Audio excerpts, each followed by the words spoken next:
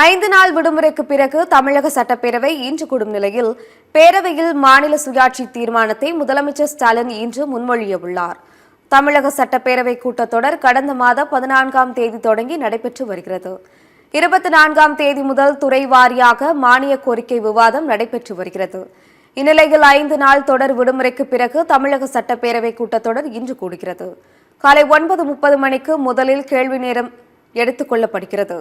கேள்வி நேரம் முடிந்ததும் செய்தி மற்றும் விளம்பரம், எழுதுபொருள் மற்றும் அச்சு, தமிழ் வளர்ச்சி, மனிதவள மேலாண்மை துறை மீதான மானிய கோரிக்கை விவாதம் நடைபெறவுள்ளது. தமிழக சட்டப்பேரவையில் இன்று மாநில சுயாட்சி தொடர்பான தீர்மானத்தையும் முதலமைச்சர் மு.க.ஸ்டாலின் முன்மொழிய உள்ளார்.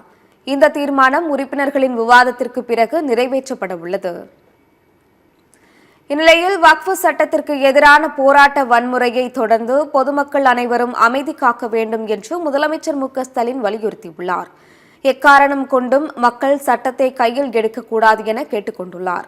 மேலும் தவறாக வழி நடத்துபவர்களின் சூழ்ச்சிக்கு மக்கள் இரையாக வேண்டாம் எனவும் முதலமைச்சர் மம்தா பானர்ஜி அறிவுறுத்தியுள்ளார்.